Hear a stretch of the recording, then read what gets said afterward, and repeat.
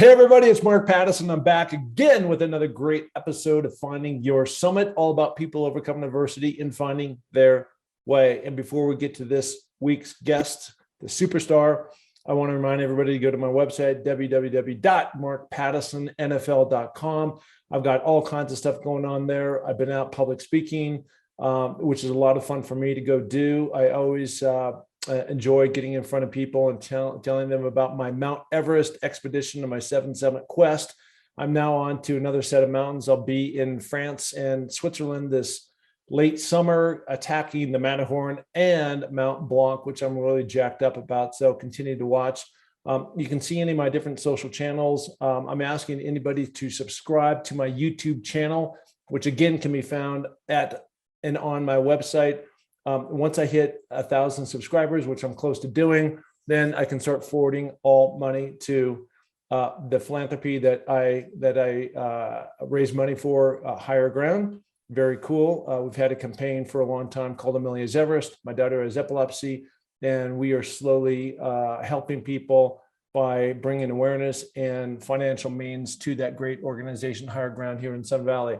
And finally, if anybody again wants to watch the epic film from my journey up and down Mount Everest last year, the NFL did a wonderful job. It's called Searching for the Summit. You can find that on the site too. Big red button. It's hard to miss.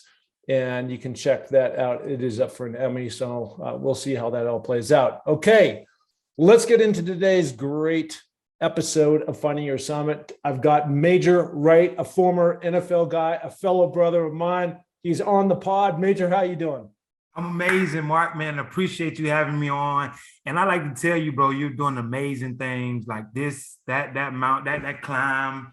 Me just asking you these questions about it is, I know it's crazy. And you're definitely going to attack that next mountain that you're heading to.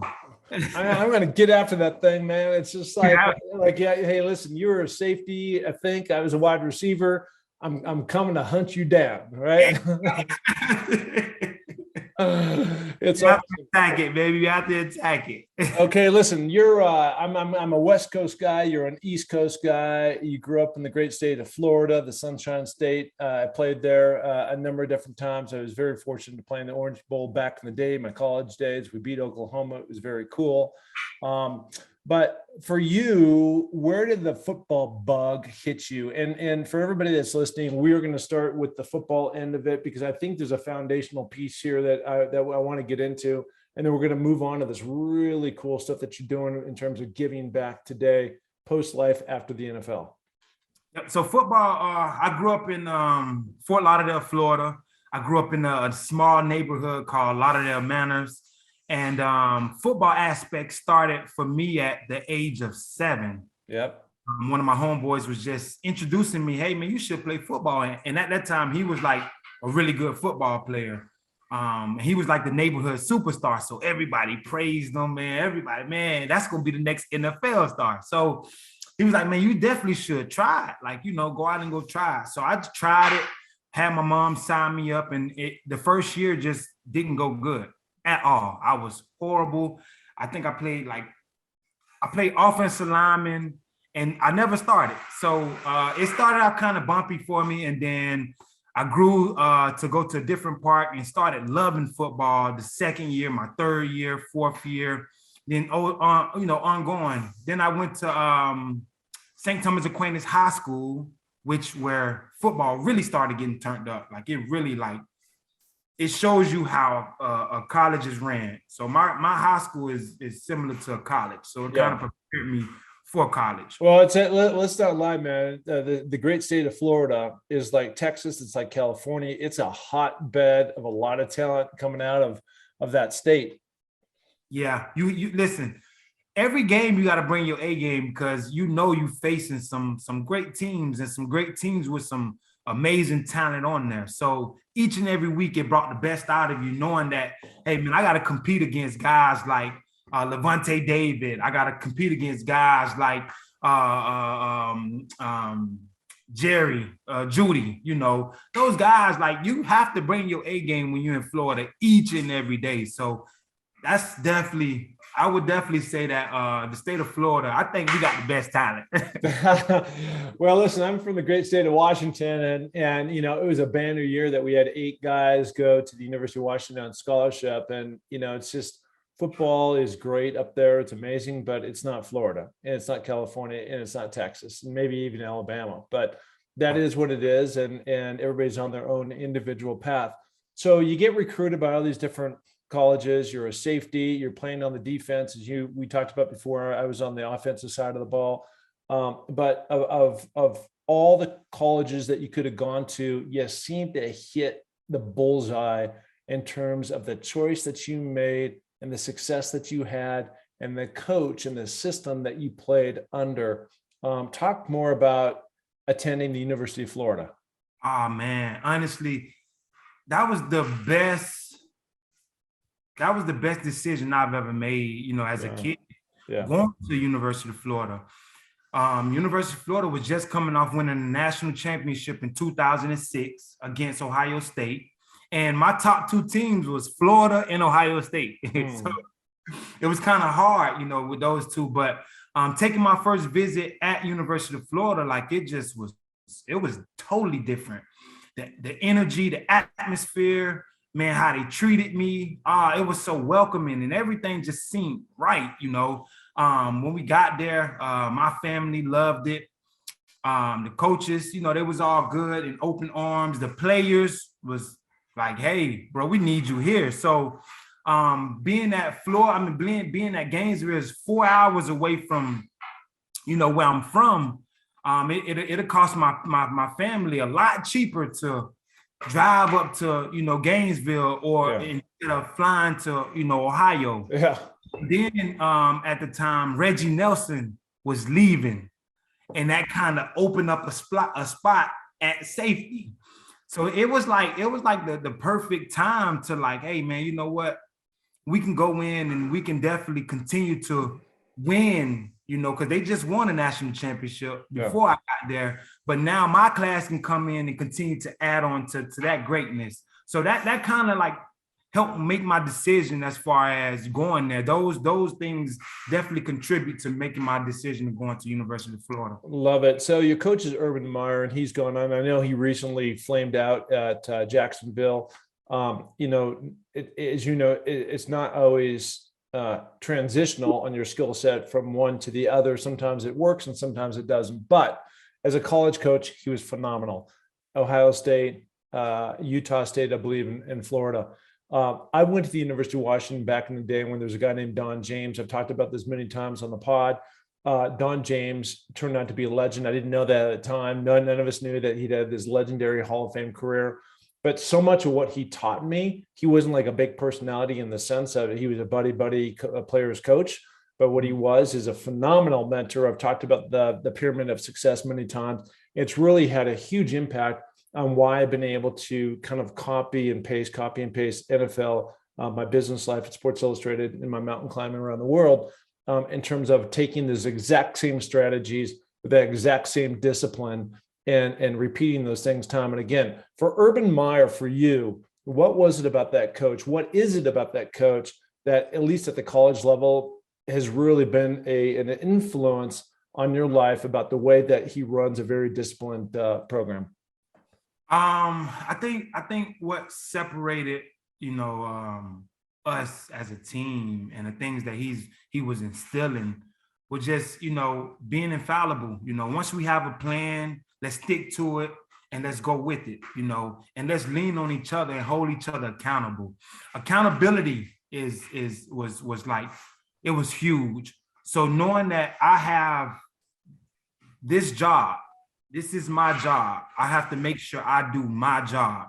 I can't focus on Joe Hayden doing his job. I can't focus on Janoris Jenkins doing his job or anybody else doing their job if I'm not taking care of my job. So I think accountability, and I still hold that to today. I use that in my business aspect as well, holding myself accountable of making things get done and making sure things is accordingly how things need to go. Love that. Also, another guy that I've been really impressed with, because he's had every temptation in the world to do kind of whatever he wanted to do, but he's been so disciplined about his lifestyle and his faith and everything else as your quarterback at the time, Tim Tebow.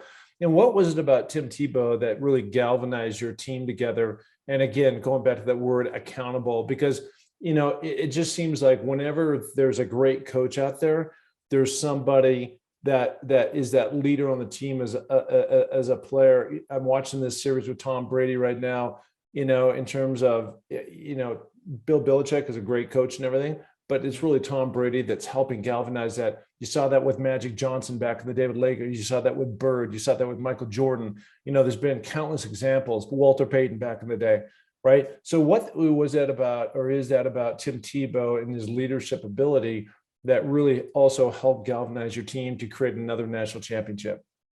I think him just leading by example. I think everybody else because we had guys from all over, and everybody was in the top of their position. I think just leading by example. More so of just always talking and always saying this, but never really going out and doing the work. But Tim Tebow, once he say something like, man, hey, it's time to go. It's time to let's make this happen, and it goes back to holding each other accountable. We know people gonna hold themselves accountable. So we definitely don't want to let any of our teammates down. So I think him just leading by example was the biggest key component for him. Because nobody wants to follow a leader that's not leading by example. So if you're not doing, how can I go out here and go do? What am I following? So I think him leading by example was huge. Yeah, speaking of huge, he is huge. I mean, I can't believe, like, when I see him for a quarterback, but he is ripped out. He's gone. He's got some big ass arms. I know he's been swinging a baseball bat for a number of years, but the guy, he's already had an amazing career. He'll continue to have an amazing career, probably in broadcasting going forward. But, he's, regardless of whatever religious belief you have, a man of character, a great North Star, a moral compass. He just seems like he's all that. Yeah. We got off the phone yesterday, and on FaceTime, I'm like, bro, you look a little jacked, bro. And then I just seen on the video him lifting 225, 28, 30, 31 times. It was 31 225. I'm like, bro, I'm not doing that close to that right now. Well, I don't want to do that. That's so things that that most people don't know is that when you go to the combines and the NFL teams are trying to assess, for smaller guys like you and I, the skill position guys, they load up 225 and they say, how many times can you, jack that thing up and down? And I don't even lift those kind of bars anymore. I'm too busy climbing upward to be, I don't need any bench strength going up a mountain. I need natural strength. I don't do that now either. So I want to transition because one of the things that's really hard is life after football. For me, there was a void. There's a 2 year. I've gone on to do some amazing things, but initially, again, I go back to the 2 year mark for me. I was kind of lost, wandering around. I was just like, I know I can do something. I just don't know how to transition this energy from point A to point B, and ultimately I did. And I want to get into this arc is evolving. I'm a little bit older than you are, but you are the man, you are the brain power behind Mr. Good Deed Tuesday. What is that all about? Oh man. So how Mr. Good Deed Tuesday, how Mr. GDT got started was the transition from football for me was horrible. It was really bad. I was depressed. I was down, and I lost who I was as a person. I felt like I wasn't good enough to be on earth, at one point. So one day I had got done working out, and I'm just like, man, I haven't done anything good for anybody lately. So I'm walking and I see a homeless guy laying on the ground. He's asleep. So I'm like, man, you know what, man? I'm going to do something good for somebody today. Today is just going to be Good Deed Tuesday. Yeah. It was a Tuesday. Yeah. I wake the guy up, man, and I'm like, hey, bro, you want to go get something to eat? He was like, yeah, sure, let's go do it. So I'm like, I'm asking him this because this could potentially be me laying on this ground. So I'm really just trying to pick and see what's going on, why you in this situation, and how can I help? Yeah. We go sit down, we have an amazing lunch, and he's opening up to me, and he tell me like, Major, like, man, I robbed a bank. I did 10 years, and when I got out, the people that I counted on, they had passed away. So my grandfather and my grandmother passed away. My brother I can't get in contact with. And right now I have nobody to lean on. So I'm like, damn, like, wow. I was like, so what can I do for you right now? How can I help you? He was just like, man, Major, I'm trying to get an ID. If I get my ID, I'll be able to provide for myself. And once I provide for myself, I'm able to see some things happen, in my life, and I'll be able to take control of my life. I'm just like, bro, okay. I say, look, this is what I'm gonna do. I'm gonna get you some money for your ID. I'm gonna give you this money on faith that you're gonna go do the right thing by this money, Yeah. because I'm giving it to you with the open heart and giving it to you with good intentions. So after I left that meeting, like, when I tell you, it was a weight lifted off me. I felt like God had given me powers. Literally, I felt like God had given me powers. And things from that day forth, I wanted to get that feeling every Tuesday. I wanted that feeling every week because I've never felt anything like it. And there's no better feeling than doing for others. Yeah. I've tried to, see, oh, let me see if I receive this, how would that feel? Yeah, make you feel good. But doing for others, there's no better feeling. So I started going out every Tuesday, and I just was like, man, you know what? I'm gonna go ahead and just make sure I bless people, on these Tuesdays, and show love on these Tuesdays. And from that day forth, like, it just started opening up doors for me. And people started coming into my life and just started opening up different doors, and my name was being brought in different rooms. And I'm like, where is this coming from? Then I ended up writing my first book, Major Pain, Confessions of a Smash Mouth Safety. That was my first book that I wrote. And that all came from people falling into my life of like trying to get this thing done. Like, I've never written over 5 or 6 pages in my whole entire life. Never. But to go from never writing, hate reading, to writing my own book and reading every day, has been amazing. So I guess the question then, there's one of the things, I've been involved with Water Boys. That's Chris Long, son of Howie. He played 10 years in the league, won 2 or 3 Super Bowls. And he started this thing called Water Boys, which is bringing money and awareness to the people of the Maasai tribe. It's really East Africa now, but down in Tanzania at the time, to build water wells for those folks because they don't have anything, right?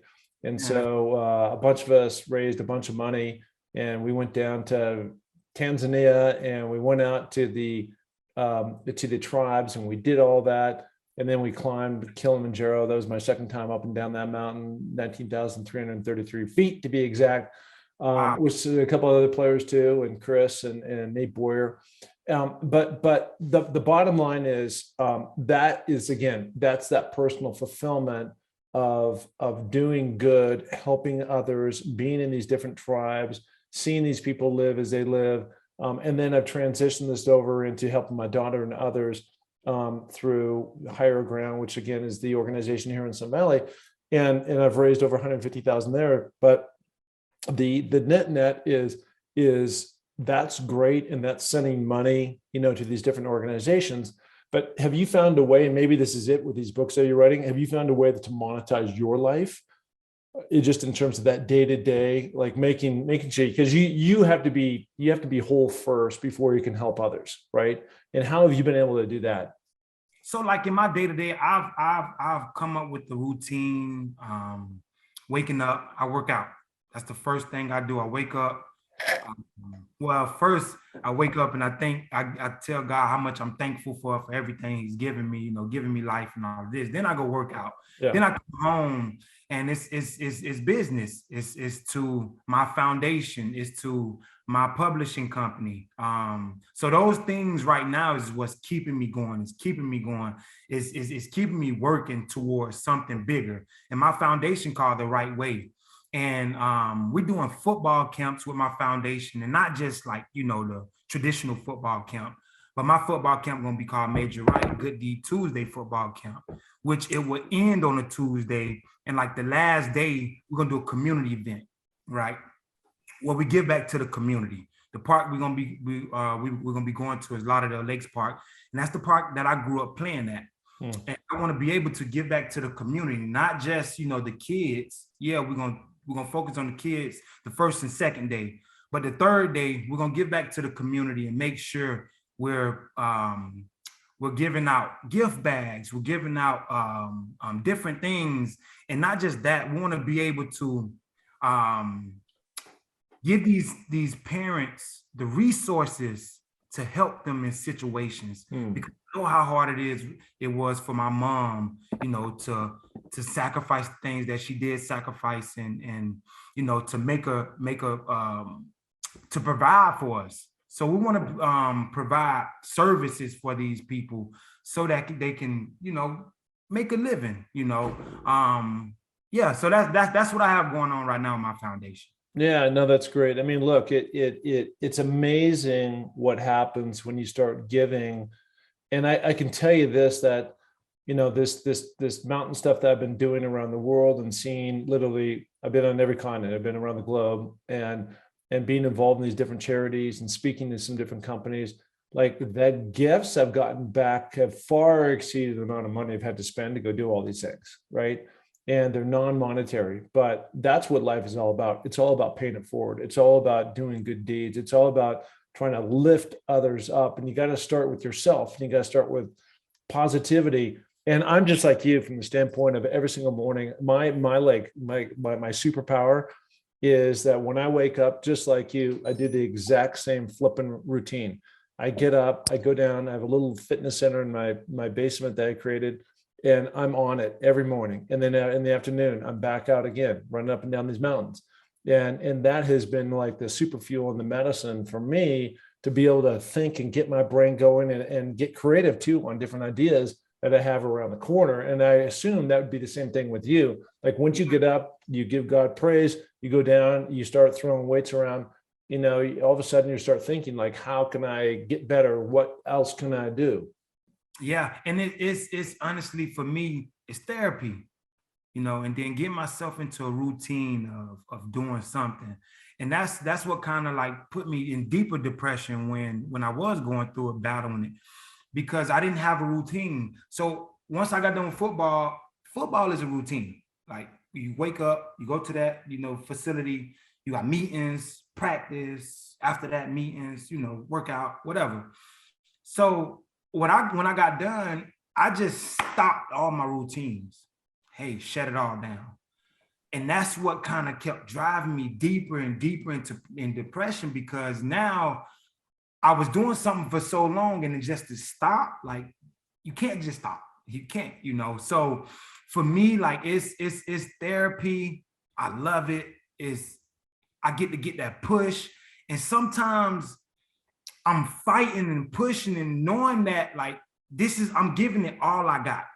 I'm giving it all I got in this time that I'm going. This hour that I'm working out, I go in here and I can go give it all I got. And seeing the people around me as well, pushing and going through the same thing that I'm going through, it helps me push a little further. No, that's great. It is pushing, and that's what part of life is, right? And there's momentum, and there's hard times, and there's gap times, and putting yourself out there. But I know that we are, as a people, social creatures, and as social creatures, it doesn't do you any good to sit in your basement and just pout and not do anything. And you got to go out there and expand your circle and be connected to new people like you and I are today. And the gal Kayla who connected to us, right? That's what that life is. And it becomes exponential about the way that we all ultimately hold hands and help others around the world. So that's one of the things that's so key. Let me know where a great website for all this great work that you're doing. Where can people find you? So for my Good Deed Tuesday comic book that's coming out. Superhero. Yes. And this is the first superhero. This is your first modern day superhero that's doing the things that we're doing. we're going after the kids. We're changing the kids' mindset of showing love, showing that like, hey, you know, if you see Jessica over there getting bullied, it's okay to say, hey, look, this is not what we need to be doing. You know, if you see Tommy over there having a problem with maybe reading or math, go over there and go help him, because at someday, sometime, it's going to be your time where you going through something, you battling something, and being able to have somebody there is no better feeling. So you guys can definitely go to gooddeedtuesday.org, gooddeedtuesday.org, and go on the website, and it's a community. The website is so dope and it's so cool, because not just going on and purchasing the book. Nah, you can sponsor a school if you would like, get t-shirts if you would like. We got merchandise on there. And on top of that, if you want to share your good deed that you did today, you can go on there and comment your good deed, and we will exchange, you know, comments about our good deeds. So we're building a community of doing great, showing love, showing gratitude. Love that, man. The other thing you got to put as merchandise is a cape, because when I go on there, man, I'm going to buy that cape, strap it around my neck, take off, and jump off the top of my house. You know what? I definitely got to get a cape on there, man. I have to get. Hey, listen, if you're a superhero, you got to put a cape up there. You know what, man? I definitely, and you know what, like my team keep asking me, man, Major, you know, are you gonna dress up like Good Deed Tuesday?